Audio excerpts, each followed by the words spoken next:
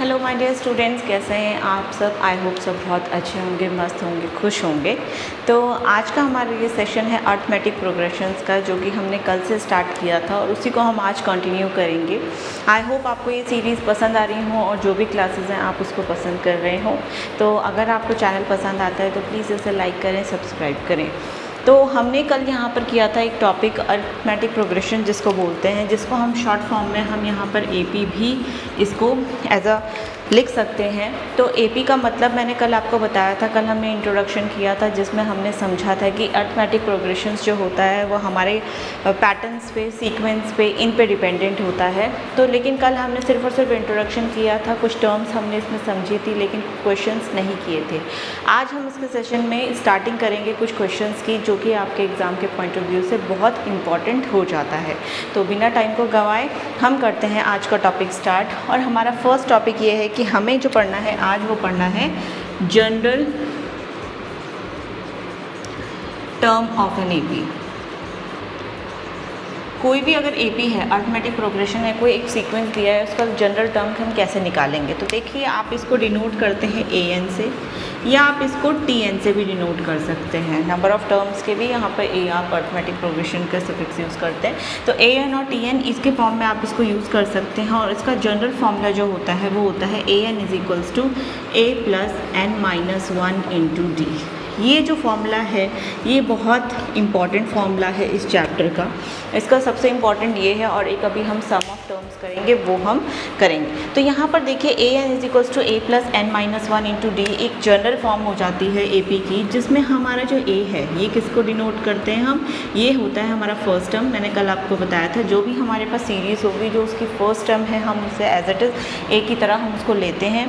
यहाँ पर जो एक नंबर आया एन, एन मतलब होता है कि नंबर ऑफ टर्म्स, एन मतलब होता है नंबर ऑफ टर्म्स।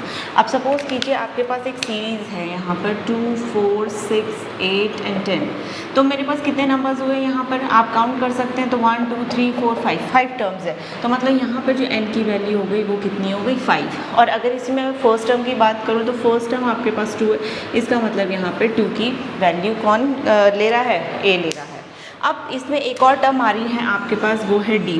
अब ये डी किसको डिनोट करता है कि डिफरेंस, जिसको हम कॉमन डिफरेंस भी बोलते हैं, कि सब में जो सेम डिफरेंस आता है नंबर्स के बीच में, सीरीज़ के बीच में, वो हमारा कॉमन डिफरेंस होता है। तो देखिए 2 से 4, 4 to 6, 6 to 8, 8 to 10, आपको पता है 2, 2 का गैप यहाँ पर चल रहा है। उसका मैंने कल आपको ये कॉमन डिफरेंस निकालने का मेथड बताया था। आपको सेकेंड में से फर्स्ट टर्म को माइनस करते हुए चलना है। तो यहाँ पर हमारे पास इस वाले सीरीज़ से हमारी डी की वैल्यू भी कितनी आ जाती है, 2। तो अगर हमारे पास ये सारी वैल्यूज हमें पता है तो हम एक अपनी जनरल टर्म में उसको रख लेते हैं और हमारा आंसर हमें मिल जाता है। आई होप आपको ये समझ आया। तो ये हमारा एक फॉर्मूला है इस चैप्टर का, स्टार्टिंग का फॉर्मूला है, जिसमें हमने क्या लिखा है, A N is equals to A plus N minus one into D. आपको ये लर्न करना है फॉर्मूला, क्योंकि हमारा जो चैप्टर है वो इसी पे बेस्ड होने वाला है, एक पार्ट इसका। तो ये है, फिर से हम रिकॉल कर लेते हैं कि general term of A P क्या होता है। आप ए एन से भी डिनोट कर सकते हैं, टी एन से भी कर सकते हैं, and it is equals to A plus N minus one into D.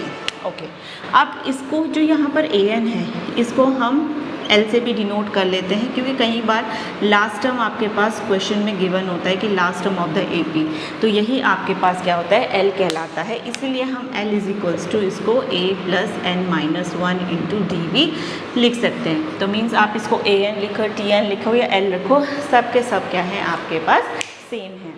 तो ये आपके पास फॉर्मूला है, आपको अच्छा लगा हो तो प्लीज़ इसे लाइक करें। तो यहाँ पर देखिए, हमने ये क्या कर दिया, एक फॉर्मूला हमने इसमें क्रिएट कर दिया। इस फॉर्मूले को कैसे हम यूज़ करेंगे अपने चैप्टर में, किस तरीके से हम उसमें वैल्यूज़ को पुट करेंगे, वो हम सीखते हैं। तो चलिए बने रहिए मेरे साथ, और इसके साथ हम बढ़ते हैं अपने नेक्स्ट पार्ट की तरफ। तो यहाँ पर देखिए, हमारे पास एक क्वेश्चन है जिसमें ये लिखा है कि find the 10th term of an AP. हमें क्या करना है, जो भी हमारे पास एपी होगा, मतलब अर्थमेटिक प्रोग्रेशन की जो भी हमारे पास ये सीक्वेंस गिवन है, इसकी हमें 10th टर्म निकालनी है। तो यहाँ पर देखिए, ये जो है ये है फर्स्ट टर्म, ये है सेकंड टर्म, ये है थर्ड टर्म। ऐसे करते करते करते जो 10th टर्म होगी हमें वहाँ पर बतानी है उसकी वैल्यू क्या होगी। जैसे 2 है, ये 7 है, 12। अगर मैं इसमें इतने नंबर्स ऐड करती रहूँ पैटर्न के हिसाब से तो मुझे बहुत ज़्यादा इसमें टाइम लगाना पड़ेगा। तो इसके लिए हम क्या करते हैं, सिंपली अपने फॉर्मूले के थ्रू इसका आंसर निकालते हैं। तो आपको पता है फाइंड द 10th टर्म बोला उसने, तो मीन्स यहाँ पर जो नंबर ऑफ़ टर्म्स हैं वो हमारे पास कितनी हो गई है, 10 हो गई है। ठीक, और क्या चाहिए हमें फॉर्मूले के हिसाब से, एक a की वैल्यू चाहिए और एक d की वैल्यू चाहिए। a कौन होता है, जो फर्स्ट टर्म है, मींस वो 2 हो गया। एंड d कैसे निकालेंगे, सेकंड माइनस फर्स्ट, तो 7 माइनस 2 5 होता है। 12 माइनस 7 करेंगे तो भी 5 होता है, मींस डिफरेंस कितने का आ रहा है, आपके पास 5 का आ रहा है। तो हमारे पास जो जनरल फॉर्मूला है हमने लिखा था an is equals to a plus n minus 1 into D, ये हमारा फॉर्मूला था। आपको क्या करना है, 10th टर्म निकालना है। तो यहाँ पे हम a10 लिखेंगे क्योंकि आपको 10th जितने भी नंबर की आपको वैल्यू निकालनी होगी, जितने भी नंबर का आपको सीक्वेंस निकालना होगा उसको आप यहाँ सफिक्स में रखेंगे। तो a10 is equals to a की वैल्यू कितनी है, 2 plus n minus 1 means 10 minus 1 into d means आपके पास है 5। तो 2 प्लस 10 माइनस 1 9 होता है, 9 इंटू 5, तो ये हो गया 2 प्लस 9 5 जो 45, आंसर इज 47। मतलब जब ये सीरीज़ आपकी कोई 10th टर्म में पहुँचेगी तो उसकी वैल्यू कितनी होगी, 47। अगर मैं ऐड कर करके इसकी वैल्यू निकालती, डिफरेंस क्योंकि 5 5 का था तो इसमें कम से कम 2-3 मिनट्स लग जाते हैं, बट हमने फॉर्मूले के थ्रू किया है and within 1 minute we got the answer. और आपको करना ही इसी मैथड से है क्योंकि ये आपका कोर्स में है, आपके सिलेबस में है 10th क्लास के। तो हमने क्या किया, एक जनरल फॉर्मूले के थ्रू हमने इसमें अपना आंसर निकाल लिया। आई होप आपको अच्छा लगा हो। ये जो फॉर्मूला है बहुत सिंपल है और ये चैप्टर भी आपके पास मार्क्स को गेन करने वाला है, बहुत सिंपल है। आपको सिर्फ और सिर्फ 2 फॉर्मूले इसमें लर्न करने, एक मैं आज बता रही हूँ, एक हम नेक्स्ट डे इसके बारे में पढ़ेंगे। और अगर आपने ये दोनों फॉर्मूले कर लिए तो उसके थ्रू आप क्वेश्चंस को ईजिली कर पाएंगे। तो चलते हैं हम अपने नेक्स्ट क्वेश्चन की तरफ बढ़ते हैं और उसमें देखेंगे कि इस AP से रिलेटेड हमारे पास कौन सा क्वेश्चन उसमें है। तो देखिए यहाँ पर बोर्ड में आपके पास 2 क्वेश्चन यहाँ पर हैं और इन दोनों क्वेश्चन को हमें करना है सॉल्व, लेकिन करेंगे अपने जनरल फार्मूला से। अभी हमने पढ़ा है कि जो हमारे पास जनरल फार्मूला होता है वो an is equals to a plus n minus 1 into d है, ये फॉर्मूला है। इसी फॉर्मूले पे लगा के हमें ये वैल्यूज़ निकालनी है। अब देखिए इसका फर्स्ट पार्ट है, फर्स्ट पार्ट में a गिवन है, n गिवन है, an गिवन है, लेकिन हमारे पास d नहीं है। मींस इस वाले फॉर्मूले में देखूँ तो मुझे पास ये भी गिवन है, ये भी गिवन है, ये भी गिवन है, लेकिन d नहीं है। तो कोई नहीं, हम इसको इस वैल्यू पे रख के फिर इसको सॉल्व करेंगे।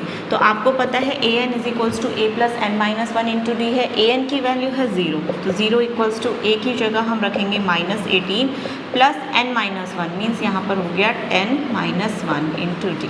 ठीक, अब माइनस 18 यहाँ पर 10 माइनस 1 आपके पास हो गया 9, तो 90। तो अब माइनस 18 को जैसे इधर शिफ्ट करेंगे तो 0 प्लस 18 18 हो जाएगा, 18 इज इक्वल्स टू 90। अब 9 यहाँ d के साथ मल्टीप्लाई है तो यहाँ अपॉन में चला जाएगा, तो 18/9 होता है 2, यही आपके पास d की वैल्यू है। तो hence we got the value of d। तो इतना सिंपल था ये सॉल्व करना। कई बार इस टाइप के क्वेश्चन आपके 2 मार्क्स में भी आ जाते हैं। चलिए बढ़ते हैं नेक्स्ट क्वेश्चन की तरफ। इसमें भी हमारे पास a है, d है, n है, मीन्स a है, d है और n है। हमें an फाइंड आउट करना है। तो ठीक है, an इज इक्वल्स टू आपको पता है कितना होता है, an is equals to a plus n minus 1 into d है। a की प्लेस पे हम रखेंगे 3.5 plus n minus 1 means 105 minus 1 into आपके पास d की वैल्यू है 0। So an is equals to 3.5, 105 minus 1 104 हुआ और उसको 0 से मल्टीप्लाई। बॉडमास का रूल जब हम अप्लाई करेंगे तो उसके हिसाब से आपके पास 3.5 और ये तो पूरा हो गया 0। सो an की वैल्यू वी गॉट 3.5। सो देखिए कितना इजी था, कितना आसान था इन क्वेश्चंस को करना। इन क्वेश्चंस को देखिए आपको कुछ नहीं करना, इसमें तो ये भी नहीं कहूँगी कि समझ के करना है। एक ही आपके पास फॉर्मूला है, बस उस पर वैल्यूज़ निकालना है। जो मिसिंग है उसको वहीं पर छोड़िए, बाकी पोर्शन को सॉल्व कीजिए and you will get your answers. तो ये 2 क्वेश्चन थे, बहुत इजी थे, बहुत सिंपल थे। बस इनमें एक चीज़ आपको करनी है कि आपको अपना फॉर्मूला याद करना है। जैसे ही आप अपना फॉर्मूला याद करेंगे वैसे ही क्वेश्चन करना आपके लिए बहुत आसान हो जाएगा। तो जैसे ही हमने इन क्वेश्चंस को किया, आप इसके नेक्स्ट टाइप के क्वेश्चन की ओर बढ़ते हैं और उसमें देखते हैं कि हमारे लिए क्या नया है। सिंपली आपके पास देखिए क्वेश्चन है 2 2-26। अब यहाँ पर हमें ये मिसिंग टर्म निकालना है और क्वेश्चन में ये गिवन होगा कि ये एपी की सीरीज़ में बना रहा है। तो अगर हमें मिसिंग टर्म निकालना है तो हम कैसे निकालें? देखिए यहाँ पर क्या आएगा, हमें नहीं पता। तो जब हमें नहीं पता, जो चीज़ पता है वो हम लिख लेते हैं। जैसे सॉल्यूशन करेंगे, देखो आपको फर्स्ट टर्म पता है, यस पता है, तो वो कितना है 2, ओके। आपको लास्ट टर्म पता है, एल की वैल्यू 26, वो भी पता है। हमें यहाँ पर डी नहीं पता है, ठीक, और हमें निकालना ये है कि यहाँ की जो मिसिंग टर्म हो कितनी होगी। अब आप एक चीज़ इसमें देखिए कि आपको मैंने बताया था जो एल होता है वही ए एन होता है, उसका फॉर्मूला होता है a + n-1 × d। और इसमें एक और चीज़ देख लीजिए, 1, 2 और 3 जो नंबर ऑफ़ टर्म्स हैं वो कितनी हैं आपके पास? 3 है, क्योंकि यहाँ पर 3 प्लेसेस पे आपके पास क्या है? डिजिट्स है। अब यहाँ पर a n means last term, इसको मैं 26 लिख सकती हूँ, डेफिनेटली लिख सकते हैं। 26 = a की वैल्यू कितनी है? 2 है, प्लस n-1, तो n आपके पास 3 है, तो यहाँ पे 3 - 1 × d। हम यहाँ से पहले d को कैलकुलेट कर लेते हैं क्योंकि वो हमारे पास नहीं है। 26 = 2 + 3 - 1 होता है 2, तो ये हो गया 2d। अब इस 2 को जैसे ही मैं यहाँ शिफ्ट करूँगी ये हो जाएगा 26 - 2 = 2d। 26 - 2 मीन्स ये हो गया 24 = 2d। d निकालेंगे तो ये हो जाएगा 24/2 मीन्स d की वैल्यू हो गई आपके पास 12। जैसे d की वैल्यू हमारे पास 12 आई, ठीक। अब ये d की वैल्यू 12 आ गई, तो मैंने आपको कल ही बताया था जब हम सीरीज़ बनाते हैं कैसे बनाते हैं? a, दूसरी होती है a + d, a + 2d, a + 3d and so on, ऐसे ही चलता है। तो मीन्स ये है a, यहाँ पर होना चाहिए था a + d और ये होगा a + 2d। तो a तो हमें पता है 2 है, सेकंड में होगा a + d, तो a + d मीन्स a तो ये है 2 एंड d की वैल्यू आपके पास कितनी है? 12, तो यहाँ पर कितना होगा? 24, ठीक। अब मुझे ये चेक करना है कि 26 यहाँ पर सही है कि नहीं है, तो a + 2d पे लगाइए वैल्यू। तो 2d मीन्स हो गया आपके पास 2 × 12 24, और 24 में a को ऐड करेंगे 26। तो ये जो मिसिंग नंबर है ये हमारा आंसर है, जो कि है 24।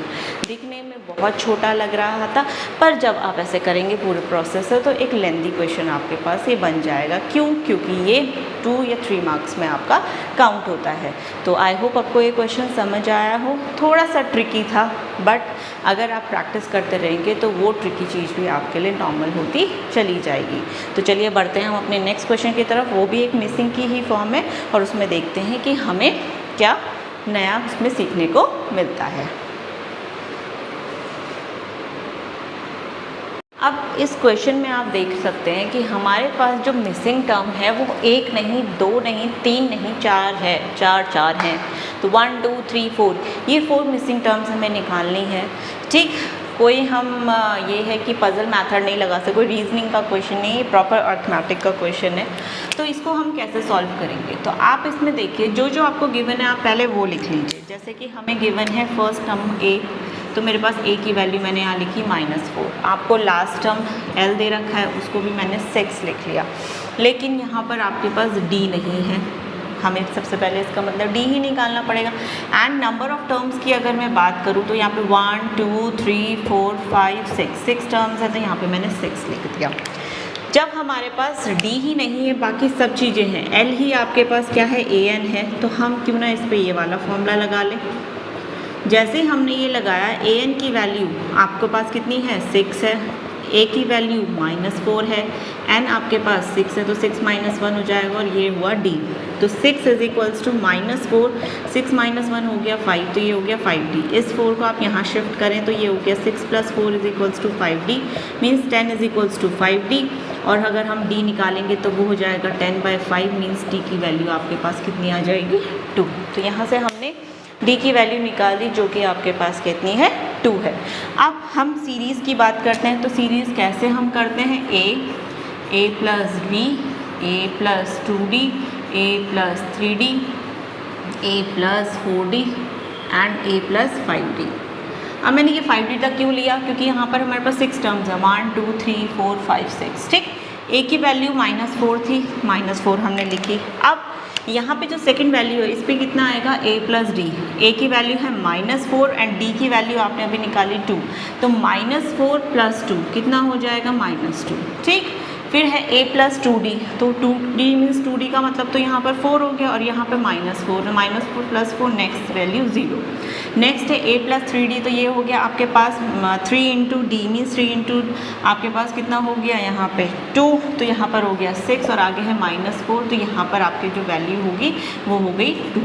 इसके बाद a+4d, तो यहाँ पर ये हो गया 8 और यहाँ पर है -4, तो ये आपके पास हो गया 4 एंड a+5d आपके पास कितना निकल कर आएगा 6। तो ये जो टर्म्स है बीच की, यही आपके पास मिसिंग टर्म्स थी, तो इन्हीं मिसिंग टर्म्स को हमें निकालना था, जो कि हमने क्या है AP के थ्रू ईजिली निकाल दिया। तो यहाँ से आपको अपनी ये वैल्यूज़ मिल गई। तो आज का सेशन में हमने बस यही सीखना है कि हमारे पास जो जनरल फार्मूला हमने यूज़ किया है उसको किस किस वे में हम क्वेश्चन के थ्रू उसको सॉल्व कर सकते हैं, कहाँ कहाँ पे हम उसे इम्प्लीमेंट कर सकते हैं कि ताकि हमें अपने आंसर्स मिले। आई होप आपको आज का सेशन अच्छा लगा हो, यूज़फुल लगा हो, आपके लिए कहीं ना कहीं पे कुछ ना कुछ ये बेनिफिट ज़रूर देगा, आपको हेल्प करेगा आपकी स्टडीज़ में, आपके डाउट्स को क्लियर करने में। अगर चैनल अच्छा लगा है तो उसको लाइक करें, सब्सक्राइब करें। आज के लिए इतना ही। Thank you. जय हिंद, जय भारत। एंड आप लोग बहुत अच्छा ग्रो करें। आपके एग्ज़ाम्स जो होने वाले हैं अभी रिसेंट में, उसके लिए आपको बेस्ट ऑफ लक और खुश रहिए, मुस्कुराते रहिए। तो इसी के साथ हम आज का सेशन यहाँ पर ख़त्म करते हैं। Bye, thank you.